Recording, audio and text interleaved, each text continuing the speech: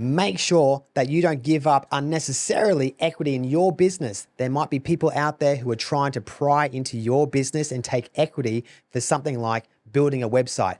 Definitely don't do that. The website cost is only $10,000, but ultimately you could be giving away millions of dollars on a potential sale in the future. Big, big mistake. One of the other big issues I come across all the time is mindset.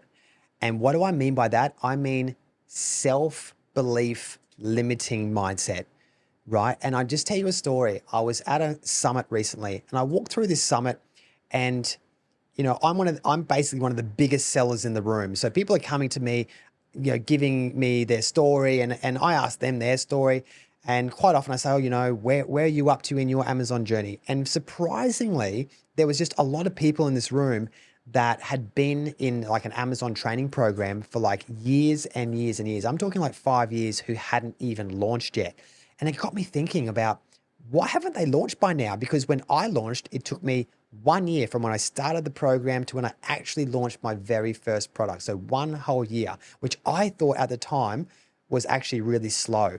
But now I'm meeting all these people who are taking like half a decade to even, think about launching a product.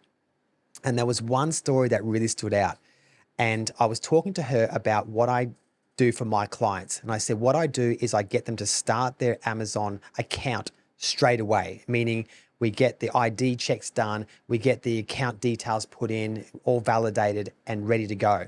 And you know what she said to me? Oh no, I wouldn't do that because you don't even have a product to sell yet and it's costing you like $30 a month.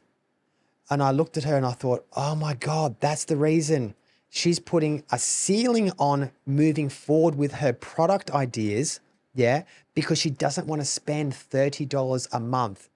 And by not spending the $30 a month, you can't have the Amazon account. If you can't have the Amazon account, you can't send your first product in.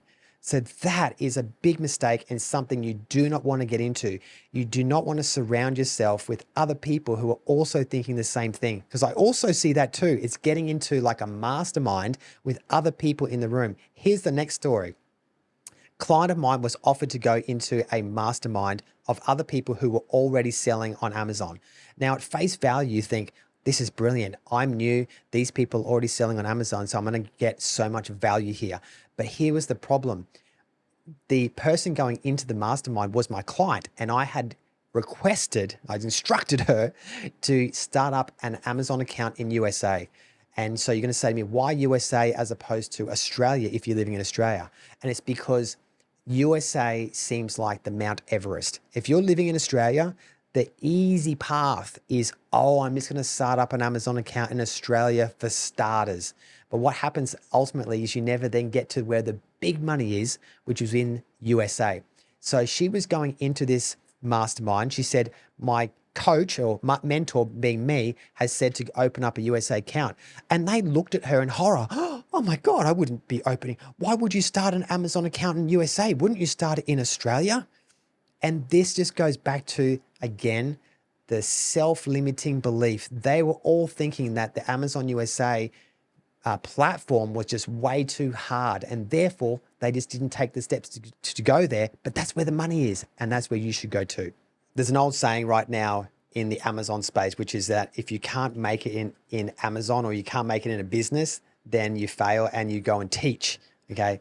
And this was one of the things when I started thinking about my mentoring program that, I wanted to be that person who's not just mentoring people, but I'm actually in the trenches as well. Like currently right now, I still sell on Amazon across multiple platforms, across multiple countries, plus Shopify in multiple countries, including Japan, which is certainly like, that is literally Mount Everest, getting into Japan.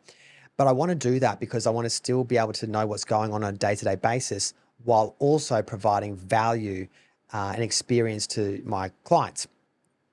And so one of the things you want to be careful of when you're looking for a mentor of your own is, do they have the receipts? Okay.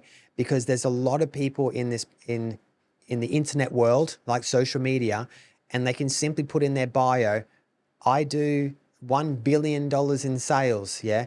But it actually doesn't mean shit, because if you go into their social media, if they're driving a Kia, there's something that doesn't add up, right? Because if they're doing $1 billion in sales, you're going to think they're probably going to have a Lamborghini or two. And I'm not saying that material possessions matter. I'm just saying that there's got to be some joining the dots and things that kind of make sense in your mind. So that's why you need to look a bit deeper into some of these mentors and coaches. You certainly want to be getting coached and mentored by someone who's in the position that you want to be in, who has already paved the journey already. Because I know that when I was getting, and I've spent myself over 6 figures easily in my time, not just from Amazon, but also in cryptocurrency, in Facebook ads, in consulting, a whole range of things, yeah, buying businesses online. And I've gained experience from different mentors and coaches along the way. And it's kind of built up my foundation of knowledge over time, because not only have I learned that, but I've also implemented a lot of that as well and got real life experience from that. But I look back to my very first mentoring program, and I thought, how could I structure my mentoring to be even better than what I had experienced? And so one of the things I do now, which I know people need, is 24/7 access. Now you're going to say, holy shit, how do you provide 24/7 access? Well, I just do.